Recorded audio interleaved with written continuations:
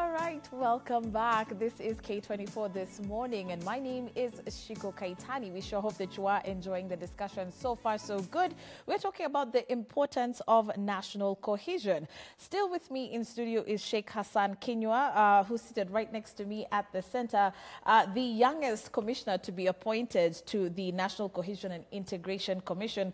Wambui Nyoto is here with us. Welcome back. And of course, last but not least, Pastor Joshua Guara, who is a chartered mediator from the Christian Professional Mediators Association of Kenya. Welcome back. Thank you. So before we went on a break, we did have a caller, Maureen, who is a person living with disability, who was talking about how there is no inclusivity within the government, especially in your docket, Wambui at NCIC, for people living with disabilities. And just yesterday was their day. They marked it. Yeah. What do you have to say in regards to that going forward? Well, I would say that NCIC is an equal opportunity employer. We do not condone any type of discrimination against any race, ethnicity, or even, stature.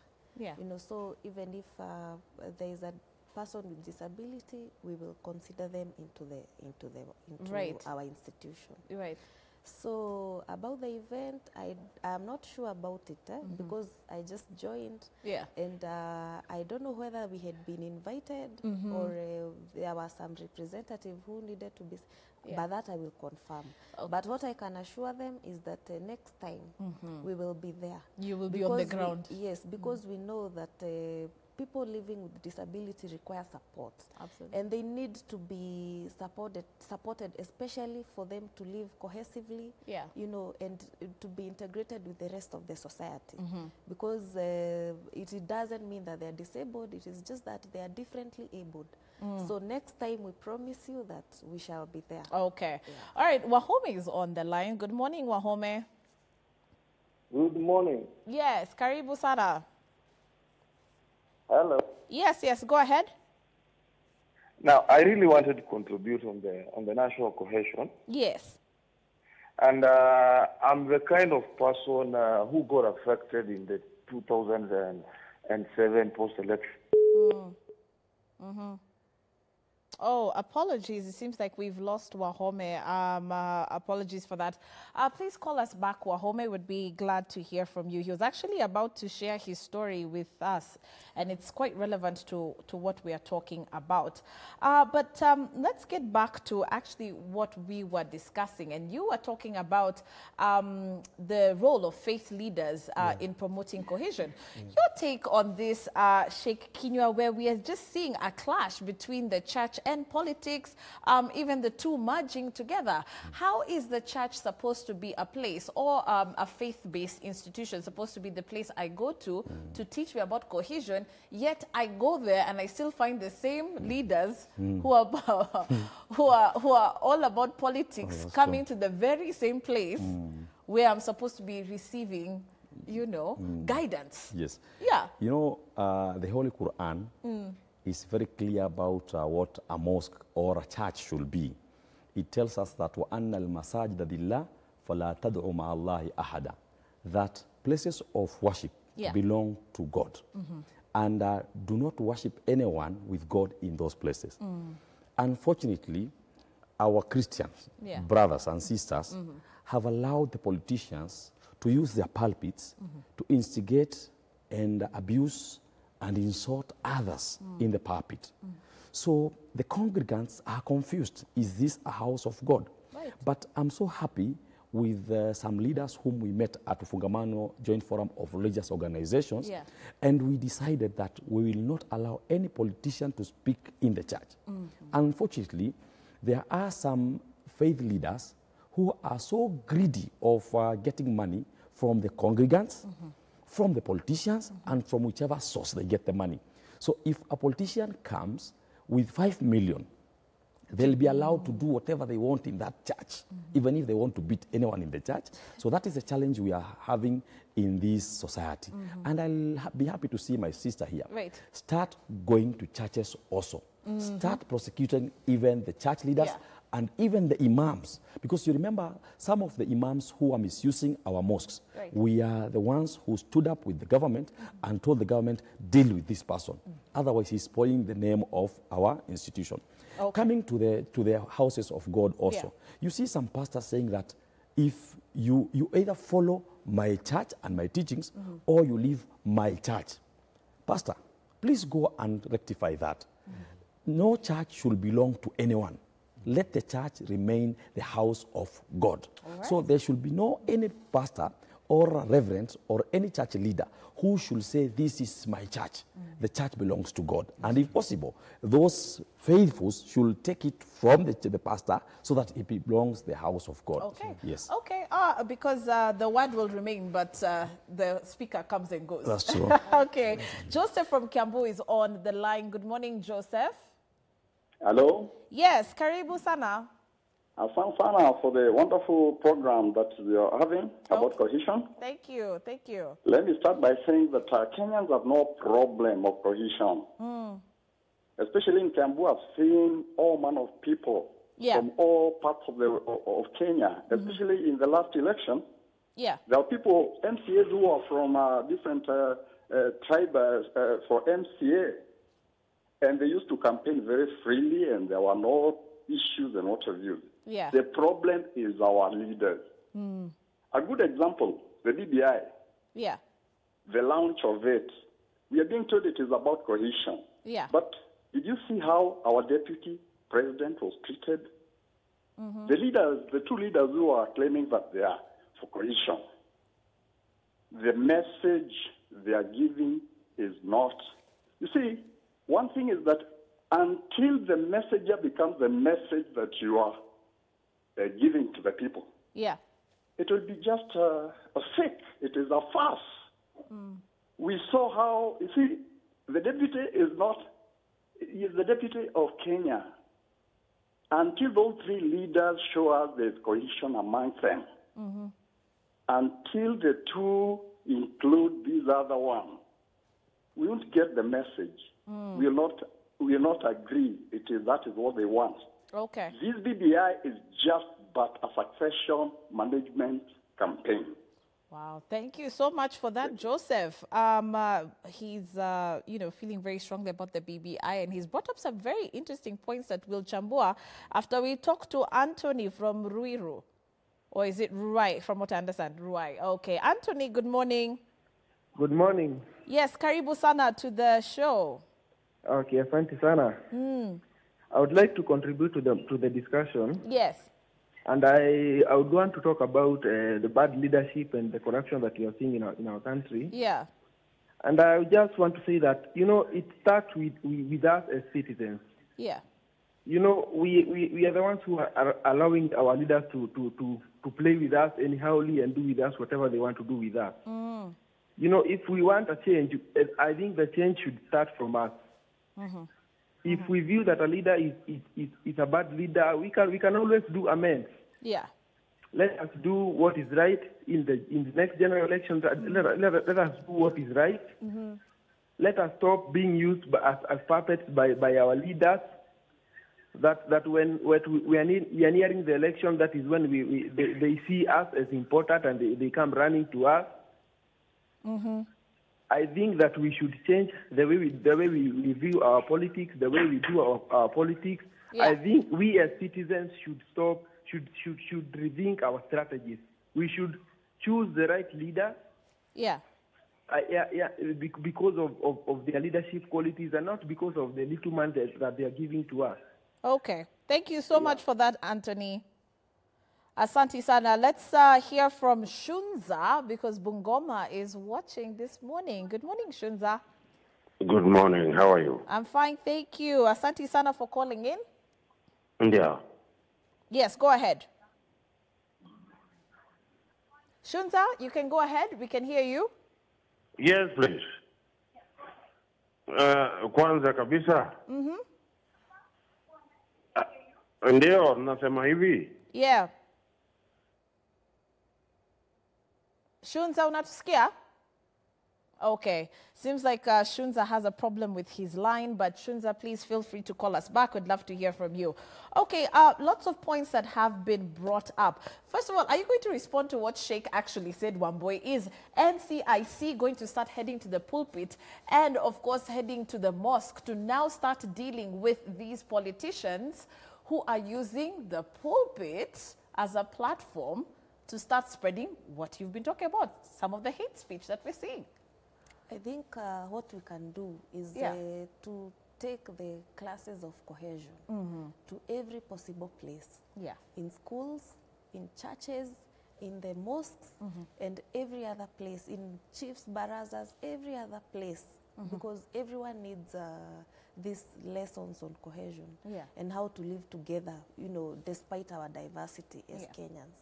So indeed, that is a good advice. So we should be going everywhere. Right, and actually stopping this from happening. Well, you know, we cannot be able to stop people from talking in a church, politicians from speaking in a church. Because, you know, it is the church itself that has allowed people to stand there and speak. What we can do is take action after you step into a pulpit and, you know, spit all manner of words, you know, to incite people. That is where we can step in. Yeah. But I think it's a good advice. Okay. I think our houses, the house of the Lord should remain as such. If there are politicians who have come to church, whether they have come for a harambe, let them contribute money. Okay. Then after the church is done, people can step out and they can now do the rally that they want to carry on. Okay. Yeah. Joshua, bringing you onto one of the points that Anthony has just brought up about starting a new mental shift, because he says it's not the people who have a problem, it is the politicians who are, like she said, who are inciting people to think in a different way. So Anthony's point is that it starts with us and changing how we think. I agree with him 100%. Yeah. Because the reason why I say that, I would not even want to blame politicians. Politicians are using those hate speech because that is a product which is selling. Like any other seller in the market, you will not take any product which you will not sell. Citizens, they want to buy into those hate speech, Right. and that is what makes those politicians to become popular. And that's what's fueling them. That is what is what is making them to be more popular than the rest. If you start doing some kind of politics of hygiene, you lose popularity. Oh. According to the trend of Kenyan politics. Right. And so, who to blame? Not politicians. It is the citizens, the consumers of those kind of negative politics. So we have to go back to ourselves, check into our conscience, and ask ourselves, what do we want? We are a product of our choice. Right. And as somebody said, every choice has got consequences. Right. And so, how do we bring in hygiene in our environment so that it can be able to have a cohesive society? Right. First and foremost, going back to the church environment, because I'm a pastor. I think, okay, not all churches allow these politicians to come and spew venom on their pulpit. We have quite a number of churches who are doing great, excellent job. They have got standards and who is allowed to speak in the church. And to that extent, they have maintained decorum. Okay. But the few ones which are errant, I think, again, I'll go back to the arm of the government, because I remember very well, there are clear procedures on how churches are registered. Okay. There's due diligence. Before a church is registered, they engage the arm of DCI, that is to investigate and to see what kind of message, background check. Okay, okay. But I think to that extent, then they go back to sleep. But I think this should be constant. Okay. When you allow this kind of errant speeches to be spewed on your pulpit, some churches should be registered. Okay. So it can serve as a warning. All right, Sheikh, let me rope you in, sorry, when it comes to BBI. And this actually is a point that Joseph did bring up, that if we're not seeing cohesion at the top level, Yes. how do you expect the people who are watching to understand what BBI is all about? Because you've talked about it as building bridges, but Yes. now we're seeing a bit of confusion. Yes. So the public is confused about what does BBI really mean, you know? Yes. First of all, what do you have to say about what Joseph brought up? And then number two, there are some of these proposals. There's one that also came out about having a national cultural day. Your thoughts on that? How important is it? And what will it mean to us to have that as a cultural day, perhaps on Boxing Day on the 26th of December? That's good. Number one, the presidency is the symbol of unity. When a president is elected, he becomes president of those who elected him and those who didn't elect him. He should serve the entire country equally, number one. So what we're trying to say is that for BBI, those advising the president to seclude some people should stop doing it. For example, when we are in the mosque and anyone comes, like a pastor or a bishop, we never tell the bishop stay there. We always call them to where we are. We have done it once and many times. Because at our mosque, Imtiaz Ali Mosque, where I'm the head of religious affairs, we have allowed even non-Muslims to come and pray with us on Fridays. And they come. Because sometimes they want to hear our message, which is godly message, not Islamic message. It's godly. So we should include everyone. Okay. So what we're trying to say is that, for example, on at Bomas of Kenya, if you see leaders coming to the function, they will have allowed everyone to just enter without causing any problem. Because the Holy Quran or even the Bible says that you should not preach water and take wine. So what we are trying to say, if you are saying this is building bridges initiative, then you should include everyone. In fact, Joseph goes on to say it is the three who need to skizana. As soon as the three come major together, we Kenyans will be okay. Right. Because what we are trying to say is that let everyone have their own views. Because, you know, even my sister here knows that we have freedom of speech, freedom of expression, freedom of association. Right. So the problem in our country is that, for example, if you see me sitting with someone, then you say that he comes from that side. No. We as religious leaders actually are very neutral. Okay. If we see anything going wrong, we should say it's wrong. Don't say that I am from that other side. Because when you say I'm from that side, then it means that you have to create a bridge for me to come to your side. That's true. So we must include everyone in everything. Okay. Gilbert from Eldoret is on the line. Let's hear what he has to say very quickly. Good morning, Gilbert. Hello, Gilbert. Can you hear me? Yes, I can hear you. Oh, yes. Please go ahead. Yes, I am just watching how you conduct this show, and I have some issues on the cohesion in the sports sector. Right. Actually, sports sector has been neglected for a long time, and it's an high time that the cohesion and integration team check on special athletics. There is a very big gap in the sports associations in Kenya, special athletics, and organizations like the Kenya Mountain Running, the former professional athletics. The athletes of some organizations now, they have bad blood also with the athletics leaders. Second issue, we have the issue of fighting doping in Kenya.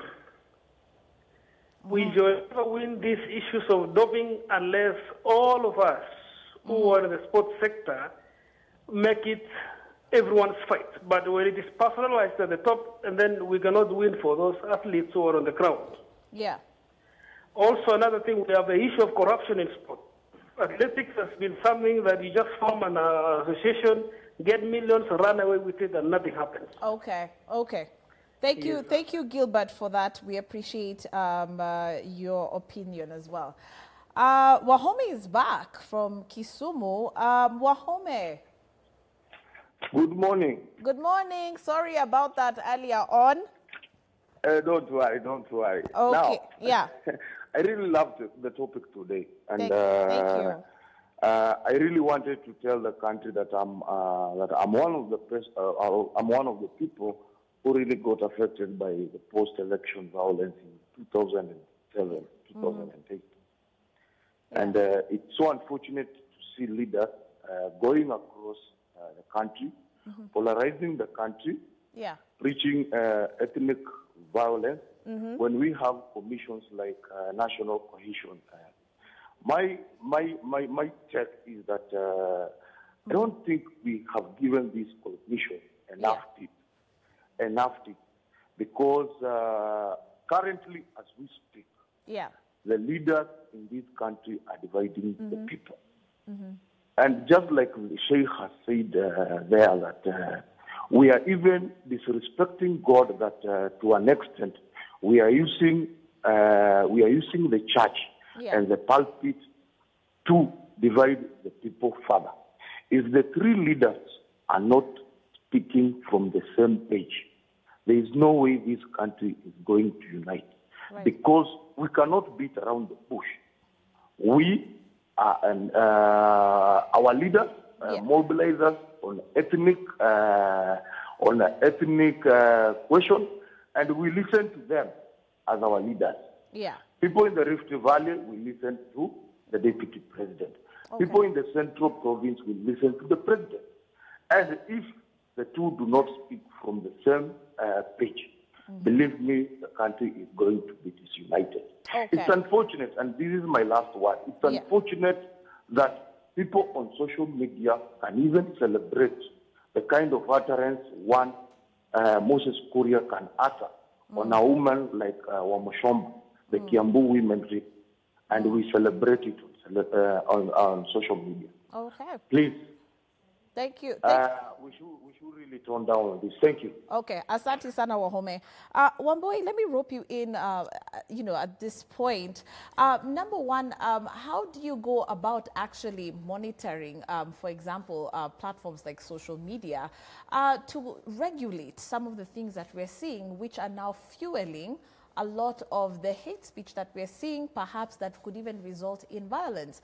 Number two, is there a program, for example, or a way that NCIC actually has discussions with some of these politicians prior to their public events to actually remind them, or at least talk to them about the importance of this? Because it seems like, you are just the agency who have a broom to come and start sweeping the mess. You're just with a broom. You're the lady with the broom. As opposed to talking to them about, don't make the mess so that we don't have to clean anything up. I think that's the biggest challenge we have now. The positive messaging before anything has come up. The proactiveness, rather than waiting for a mess to be caused and then you're there cleaning it up. But we must appreciate that as a country we have come a long way. And we have really made big strides in terms of cohesion in this country. Because if you remember, I'm sure WAHOME right now, because I see he is in Kisumu, I'm sure he is enjoying peace at this moment more than he did 2 years ago before the handshake. That I am absolutely sure.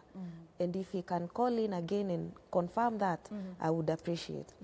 So as much as we also have one faction that is still not in, I am sure it is just one step away. If we step the other, because we have already come a long way from where we were before. You remember what happened in 2007? The whole country was on fire. But the president got the first handshake with his DP Ruto. And the second one he got with the former prime minister. And maybe now there's another one that is needed between the former prime minister and the current deputy president. So that the country can now focus on development and issues that can take us forward. On issues of social media, we do have a monitoring team.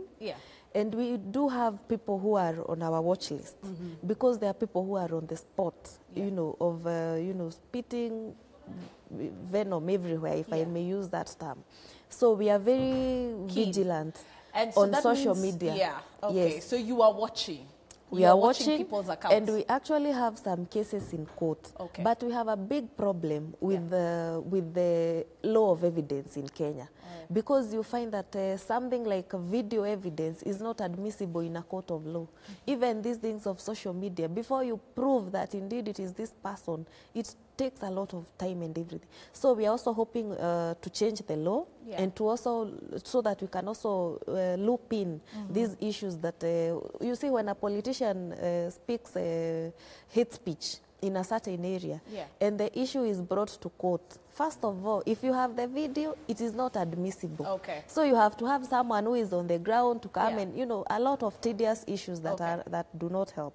So if we change the law, things will be better. Okay. I believe. And so as we wind up, Joshua, let me leave you, you know, give you the opportunity to wrap up in terms of talking about how we can be part of the mediation process and helping our communities. And then finally, Sheikh, I will leave you with a word for the public on how to, you know, promote and just encourage us as we wind down. Thank you so much. Yeah, I want to conclude by saying that, as I said, I'm also a board member to Institute of Chartered Mediators and Conciliators. Yeah. Our main work is to train mediators through Mediation Training Institute, East Africa. So we really sensitize and we are encouraging as many citizens as possible, church leaders, Muslim leaders, all religious leaders, and even corporate leaders to train in mediation, even the traditional dispute resolution. Leaders at the grassroots level, they can be trained on mediation because this is a most effective and working alternative dispute resolution. And we are looking forward for a time even when NCIC can also extend hands so that it can be able to partner together because I think the issues they are handling is quite huge. They cannot do it single-handedly. Okay, there you have it. Please exchange contacts. All right, Sheikh Kinyua, your words to our audiences who are watching, please. Number one, you asked me about the issue of culture, Day of Culture. I would like Kenyans on Madaraka and Jamhuri Day in all parts of the country to wear their cultural dressing and demonstrate their culture. Number two, NCIC and other factors should try and unite the three. And if you are not ready, we are ready to unite the president, the deputy, and the former prime minister. Lastly, for Kenyans, lastly, for Kenyans, let us love our country. Let us hold our leaders accountable. Okay. So even as we wind down, I like that. Let us love our country. I think perhaps we do take the words from our national anthem for granted because you guys know that, how does it go? It says, bless this our land and nation, justice be our shield and defender. May we dwell in unity, peace and liberty. Absolutely. And of course, you know the rest. So we hope that you enjoyed this particular discussion on cohesion and, of course, integration. We want to say a big thank you to Sheikh Hassan Kinyua. We've got the youngest commissioner ever from NCIC, Wambui Nyoto. Asante sana for coming through. And, of course, Pastor Joshua Gwara, chartered mediator from Mark. All right, that's where we come to a close as far as K24 this morning is concerned. Yeah, absolutely. We'll be back tomorrow bright and early. After us, Samuel Joroge is back on the Daily Brief. Shiksa Aurora joins him as well from 9 up until midday. So we always say our correspondents right across the country, making sure you're brought up to speed on all that's happening. If it's a news, if it's a story that's breaking, you'll hear it first, of course, on the Daily Brief. Have a great day. We're back tomorrow. Bye-bye. Bye-bye.